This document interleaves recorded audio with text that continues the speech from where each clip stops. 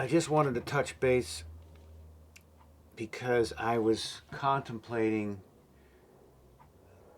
the idea of how it's so grueling to be late in life. I'm 60 years old, to be 61 next month,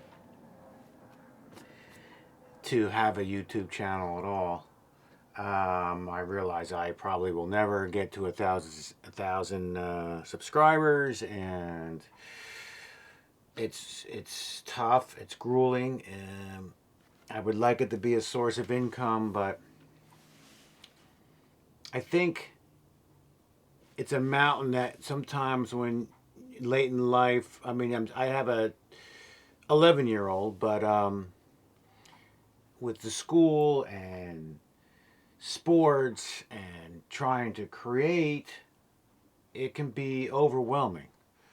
And sometimes you just don't feel like it. I mean, to run a channel, it's just, I'm basically doing this to show myself and to keep a diary, really, of how everything progressed from when I started the book, almost, 10 years ago, something like that. And how I progressed. I released a pilot, and on the other channel, the Rooster Society, it has like 9,000 views or something like that. But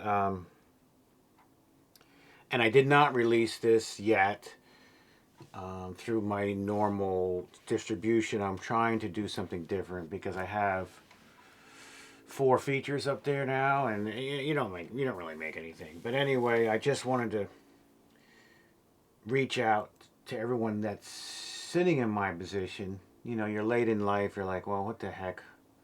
Why even do it? No one cares. No one doesn't care. Or no, wait a minute. No one does care. That's true. So just think of it as that. Like, well, I'm not trying to do this to get anything. I'm just doing it to get peace of mind. And it's fun. I mean, look at me. I'm in this little studio that was a lab for sustainable life. It was the cabin for the HID. It was a living room or bedroom in Ghost of Somerville. It was an interview platform. It's my little teeny sound stage. And I don't care if the audience says, well, that's fake or that's like a play. Yeah, that's the idea. I'm shooting basically. Roosters is like a comic strip play. Wait till you see what's coming. My father built a frame of a front end of a car for $20 with PVC piping and made a steering wheel. Wait till you see it, because we're going to shoot interior car scenes in here. The original, we shot a real car, the real '67, at the other location, but it's a pain. So, Night of the Hunter, let's go. It's fake. I don't care. The audience is gonna watch the comic strip. I'm having fun. So that's it. I will reach back as we get going. I'm hopefully shoot these kids maybe in a week or two, and then I have to design and make Nan's house. I'm gonna make the car scenes, all in a usable 10 by 12 spot. I mean, the garage is 20 by 12, let's say. But I mean, I only use this portion of it. The bars over there, computers and stuff, and so I only have a little bit, But like I said, it's like Dark Shadows. It's like an old 4:3 aspect ratio soap opera where everything's tight, because the televisions, the screens were only this big, in the late '60s. So all my scenes are, and I shoot everything with 3 cameras. You have the wide, which is the establishment in my two close-ups. The two close-ups are C100s. I finally, oh, that's what I wanted to tell you. I finally manipulated the interior of it, the profile, to get it pretty dang close to the 80D. I had it when we shot most of it, all of it. It was nice, but wasn't quite right. And so I'm anxious to see, because I dove deeper in the menu system and was able to work the gamma curve to get this look. Oh, why don't you just shoot it in log and do it in... No, I'm not doing that. I want straight out of camera, black and white, so I can see it. I can experience it live. Why don't you just have your monitors black and white? I don't want to. I want to commit to a look, and that's it. And I love the 80Ds. They have a look, but the C100s, you can't beat them.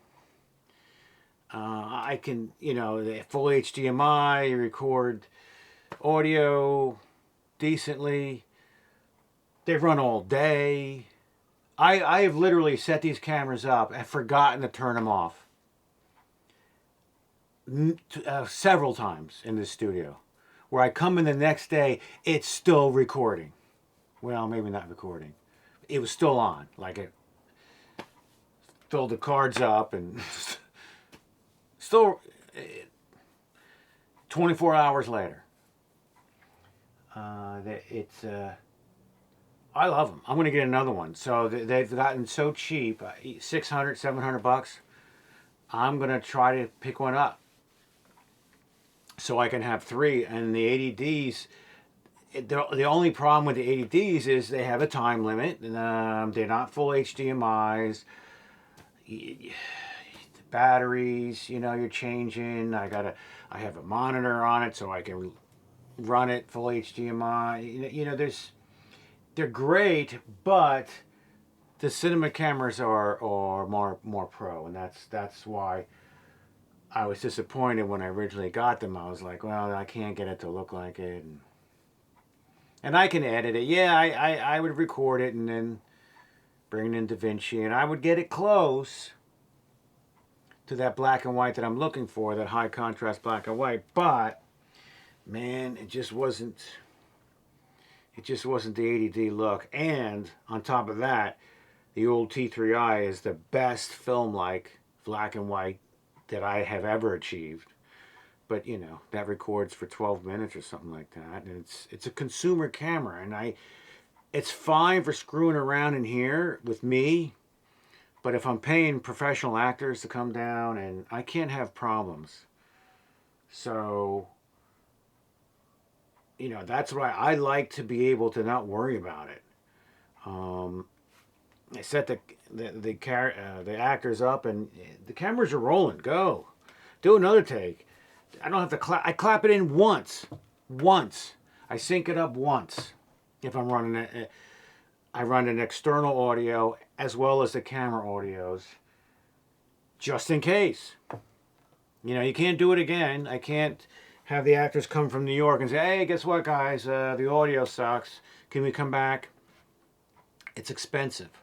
So I shoot these for pros quickly. They're here a few hours. I have to get it right. So that's why I have multiple cameras rolling. Multiple audio. I have a main audio. I don't know if this is picking me up good enough. We're going to listen to it. But, yeah, so that's why I have to, it's crazy run and gun. It's only me. So I can't run all the cameras. I get the focus right. Like the C100s, you have the little square box. So I mean, if I left autofocus on and my actor moves out of frame, it'll focus on this, and now I'm out. But it is a 2.8, so it's not terrible. This is how I get the end product. Actually, you know what? Yeah, that's kind of how I end up. That's the other thing. They're so good at 4K sensors, it's too sharp. The one thing I do have to do, even if I get the color right to the 80D, is I have to soften it up. Because it looks too good. Too sharp. I hate sharp.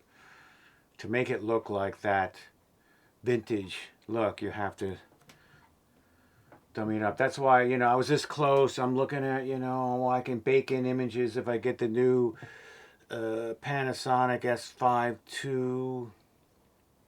But what the hell am I going to do with that? I don't need 90% of that camera. I don't want a color grade. That's why I was like, well, I'll get that camera because I can bake it in. They have a nice monochrome, like a monochrome profile. But then why spend all that money? I mean, here it is. This costs nothing. I'll get another C100 for $600, hopefully. I'll just keep buying them on the way down and until you can get them for like, you know, $200. I don't care. If they run, if they break, throw it out, get another one. I don't need high dynamic range. I need this look only. So I can just let these things go and roll effectively, affordably, and create my stories. Well, I guess I rambled enough. That's it.